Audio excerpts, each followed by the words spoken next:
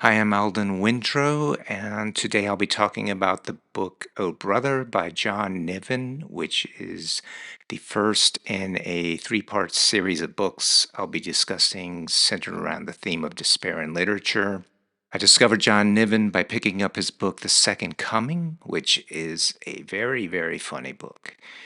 Because of his interest and background as a music A&R person, I felt that there was something there that I had in common with him, which was more, in a nutshell, the love of music.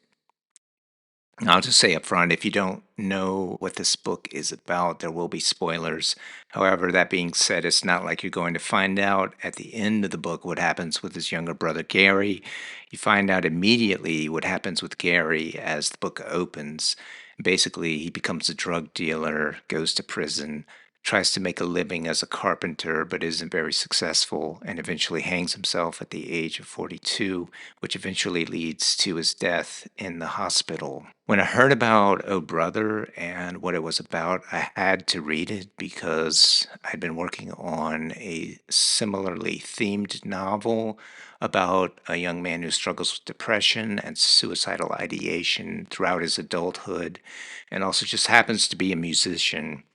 And if you've read that book, um, or if you read it in the future, it won't be long before you start to suspect that the author has probably experienced some of these real life scenarios, experiences, disappointments, etc. What I wrote was an auto fictionalized version pulling from my own life experiences. It's not an autobiography, it's not a memoir, so it is different in that way.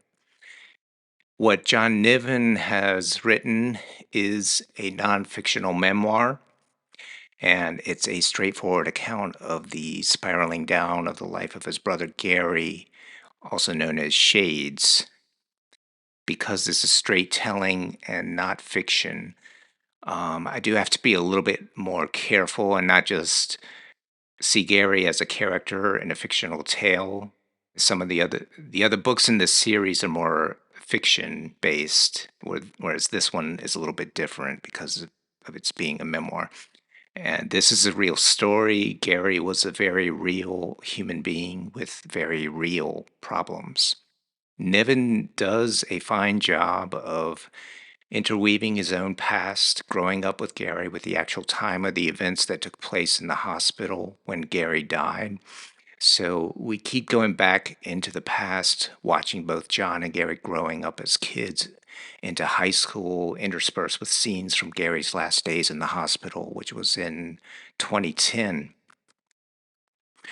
There's a quote at the very beginning of the book by George Orwell that says, autobiography is only to be trusted when it reveals something disgraceful, and a man who gives a good account of himself is probably lying. That quote really says a lot about Niven's approach to this book. He does not in any way try to make himself or Gary look good in retrospect. He's not trying to glamorize any of it or make it seem like Gary was such a great person and what a great loss it was for the world. However, this also, I believe, is a way of testing the reader's empathy and understanding. And that is something I'm going to keep coming back to as I'm discussing these books, because I think that's an important part of how we can benefit as readers and learn from what the information we're getting from these books. So the book begins by describing how John heard about what happened to Gary and how he had been depressed and had rung emergency services saying he was afraid he was going to try to kill himself. And this was in the very early morning. And he tried to cut himself and suffered from what are known as cluster headaches, which the way John describes them, it just sounds like a hellish nightmare to go through. Gary is described as having bruises on his knuckles from his job as a carpenter, but also from the anger that simmered inside of him. Suggests he also may have punched walls and doors, etc. If you know anything about that kind of anger, it is a point of a relation with Gary, but it doesn't guarantee empathy for him. Some people who are angry will see another angry person and feel absolutely nothing for them. But it's also possible that being that angry will open up a door of connection for someone who knows those same feelings of frustration with life, even if that person is very different or in different circumstances. However, the one person in the book that I found the most emotionally triggering was Gary's mom, because she never stops seeing him as anything less than her son, and that mother son connection is not something that can be broken. She asks at one point while talking to Gary in the hospital bed if the reason he ended his life was because he couldn't talk to her. And that indeed is a very crucial part of why people, do end their lives sooner or later, because if you can't talk to the people closest to you, you could start to feel trapped and wanting to find a way to escape.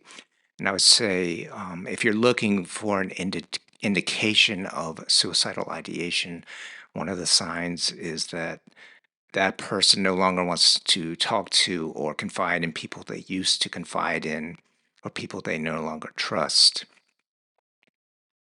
And I'm not saying that his mother was like that at all. I'm just saying, it's really just it just expresses how difficult it must have been for his mom to feel that way, like that her son couldn't talk to her. So that's really the point I'm making there. One of the things I appreciate about this book is that it serves as a kind of an autobiography of John Niven along the way. So it's not solely focused on his brother, but more his relationship to his brother and the rest of his family. We see how John is different from his brother in significant ways. I think John does fulfill somewhat the idea of Big Brother as a concept.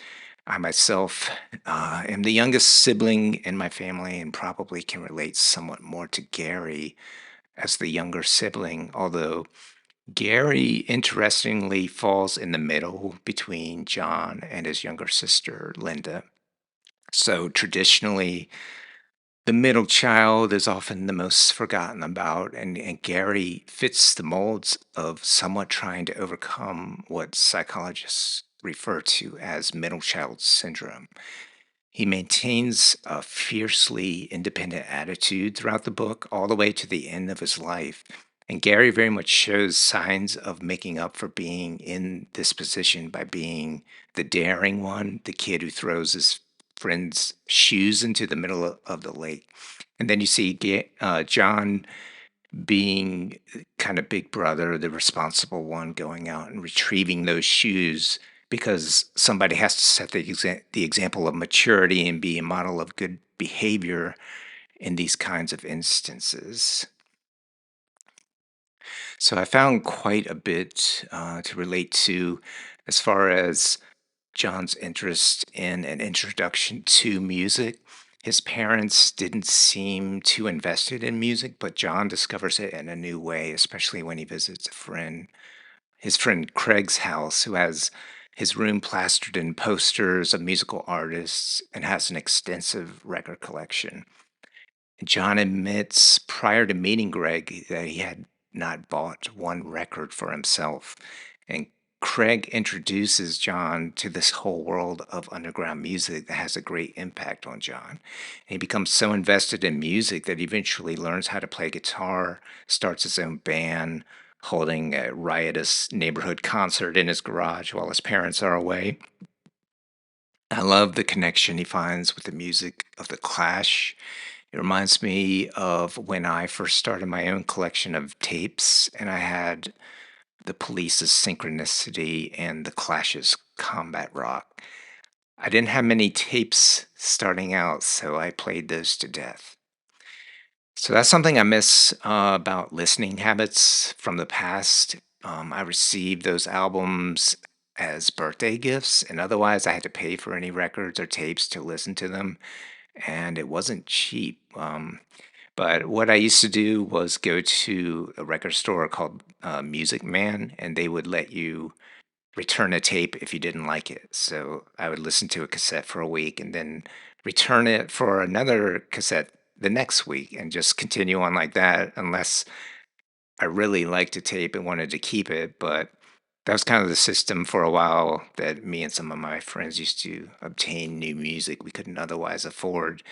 So by then, I was also very much into punk and eventually got into like speed metal at the time. And then in high school, I transitioned into more classic rock listening era. And I also played in a cover band when I was in high school as well, played guitar. So it's interesting how John connected so much with the music of The Clash, going to see them live and not even realizing at the time that it would be one of the best concerts he would ever see in his life. I can only imagine that must have been something else. Reminds me of, when I asked my dad if he would take me to see the Police, and he looked at me like it was a ridiculous idea. I remember he said, "You want me to take you to a rock concert?" Like, my dad was very much he's strictly into classical music, so he wasn't he just didn't get it. I was like, it just wasn't happening. So, unfortunately, I didn't get to go. I think I was in, like, 6th grade. I wanted to see the Police, um also, he wouldn't let me go see Megadeth either when I was in ninth grade. So, I was really angry about that one. But my dad was very much, as I said, into classical music. He thought rock music was, kind of beneath him. And I did manage to go see. I think the very first concert I ever went to was Men at Work, which was great. I really loved them. I still love them. Um, but he could tolerate, an occasional Men at Work song. But anyways, back to the novel, or I'm sorry, not it's memoir. I've been reading so many novels lately. So John, he later goes on to work as an A&R guy, which is artist and repertoire, and eventually befriends the lead singer of the Clash, Joe Strummer, which I found that surprising. Like, wow, it kind of made me feel like England must be a small place to run into people like Joe Strummer who just happens to be having drinks at the same bar as you. In comparison to the US, England is pretty small in terms of land mass, but it's densely populated. And it made me realize how intimately connected the social scene was and how cultural icons like Joe Strummer might be more accessible there. In the US, that experience is lost on most of us. Unless you live like in New York or LA, you're probably not going to run into anyone famous otherwise, and certainly not anyone who's going to give you the time of day.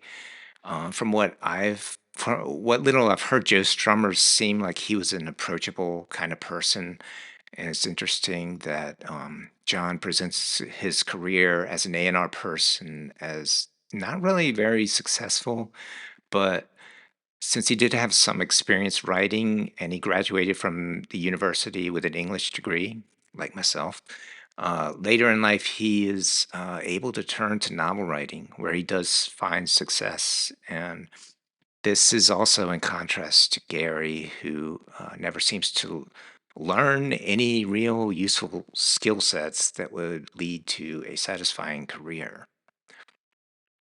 It's interesting to watch how Gary becomes quote unquote shades, someone who develops almost his own sense of celebrity, like someone who commands his own respect in his social circles.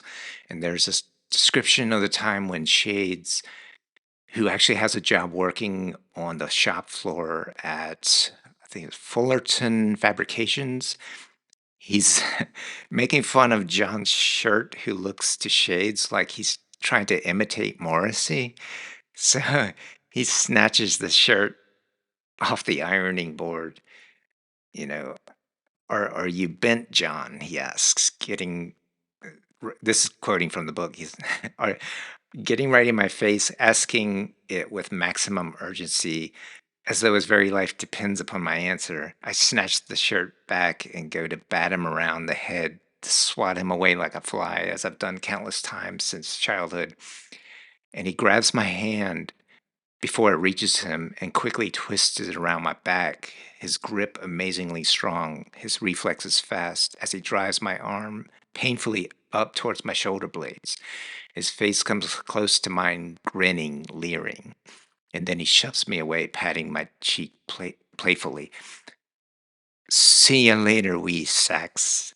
As he pimp strolls out whistling, it dawns on me that, like so many other parts of childhood, like catching frogs, crongen singles, and bird's eye potato waffles, shoving shades around was now definitely a thing of the past. So it almost feels like Gary has to surpass John's status as big brother by twisting John's arm and showing him physically that John is not going to boss him around anymore or intimidate him in any way. And this is something I reflected on as well, that despite having that kind of a pimp status, it didn't really carve out a life for him that was sustainable in the long run, and it didn't protect him from eventual depression, a descent into drugs, and the eventual suicide. But again, it's these type of depictions where Shades seems like the big brother, like the bully, that really test our empathy. So one thing I think is a common thread in stories like Gary's is the financial stress. There's something John talks about quite a bit, especially in retrospect. He says things like, if he needed money, we could have given him some, or why didn't he just ask for some money instead of taking it from his mom's piggy bank? I think part of that is, it's the male ego, which cannot allow that kind of asking for help. It's demeaning to be a grown man in your 30s or 40s and, have to still ask mom or even another family member for money.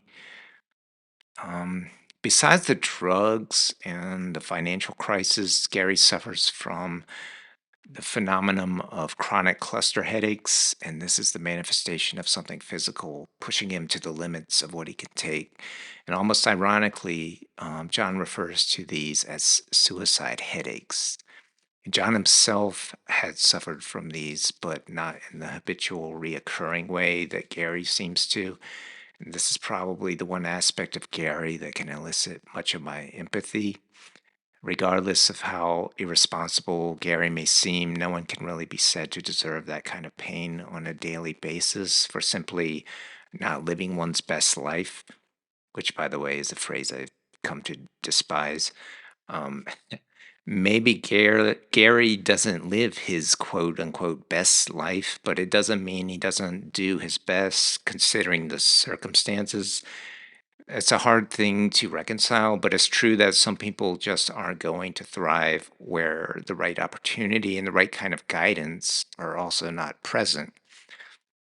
So, if we're trying to figure out why Gary's life ended the way it did, maybe it's to realize that it's not just his own predisposition or attitude that's to blame, but more a matter of so many other factors that are not so apparent or easily put together to make the ending of his life make sense.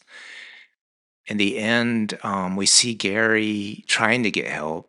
He's basically ignored and, left in a hospital room where he sees the opportunity to make a final statement, a final escape from the torture of daily living with cluster headaches. And I think it's important to note that he was in the middle of one.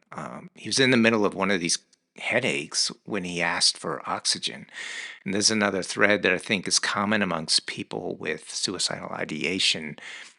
It's like, one too many times being ignored or dismissed is enough to push them over the edge. And I also happen to believe that suicide can happen to anyone and that no one is immune, no matter how successful or well they are doing in life. Um, Strike anyone with a chronic cluster headache, chronic cluster headaches. I should make sure it's plural. So strike anyone with that, and you'll just watch and see how they fare when their request for oxygen is ignored. It's not That's not a good thing at all. So, or maybe if they're rich, try taking all their money away and see how well they handle that. It reminded me of when William Shatner talked about ending his life once after an explosion on the set gave him tinnitus. It was that bad, you know. So you just never really know what could trigger a person into thinking about ending their life or taking, the final exit. It could be something that seems like a small thing to someone else, like, not giving them oxygen when they ask for it, as in Gary's case. He just wanted some oxygen, but denying him that was like the straw that broke the camel's back. And the suicidal mindset could be like this, like, if my basic needs are going to be ignored, then, I'll just show myself out the door and we'll see how you all like it. Um, and then, in a way, the choice to end one's life can become a way of striking back at society or those left behind, whether intentionally or not. Either way, when the pain reaches a point of unbearability, it's understandable how, in that moment, that wanting to escape makes sense. So, Gary isn't a saint by any means. He's described with all his foibles and failures. He's a difficult kind of person. And there are times when he does things that really put him in a bad light, like when he pulls a gun on his sister. At times, he seems like a dangerous kind of character. His stealing his mom's savings in the end was not very flattering. Yet, John, I think, understands that this doesn't mean Gary is someone not worthy of our compassion or empathy. And John is not the kind of author who is going to condemn Gary or anyone else who makes the decision to end their life. And in the end, I think John understands suicide in the way he understands it. In the end, it's best to let Gary go, a relief, even. There is that final moment in the hospital when Gary's body is still fighting to stay alive, but that's just nature doing its thing. But Gary has to move on, though. And the uncompassionate thing to do would have been to keep him on life support for years on end, with the idea of keeping him around and fighting for his survival when it became all too apparent when the life support was pulled that his body was ready to go. And even if he had survived, it's not likely that he ever would have been the same old Gary again due to the massive stroke he had after hanging himself. So, what I'm emphasizing finally is how challenging to our empathy it can be when someone like Gary takes their own life. It makes it harder to have empathy when you find out that they aren't saints and are maybe generally not likable people. It's a troubling aspect, but again, I'll mention that by the same token, there are likable people who also take their lives, like Robin Williams, the lead singer of Boston. Brad Delp comes to mind. Some articles refer to him as like the nicest guy in rock and roll. Um, for those more likable kinds of people ending their lives, it can be easier to find empathy and compassion. And I'm not saying that Gary was all bad based on John's description of him. He was also comes across as quite funny. Um, and maybe he could have been a stand-up comedian, but never had the idea put in his head or had the confidence to try something like that. Who knows? But the point is, no one is immune, no matter how much they have it together. And some will say they could never do it, but you don't really know that. And I was going to compare it to, the people who jumped out of the building on 9/11. Technically,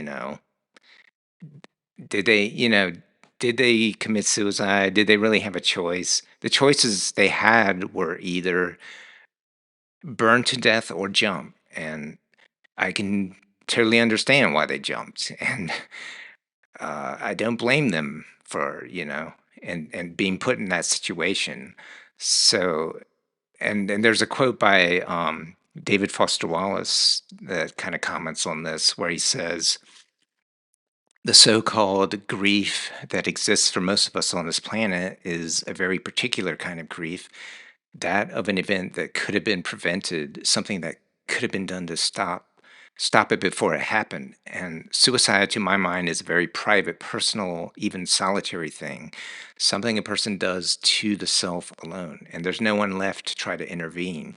But the grief of something like a 9/11 is something that somehow feels different. It's a tragedy that the nation, the world, somehow shares a collective experience that seems at once uncontainable and inevitable."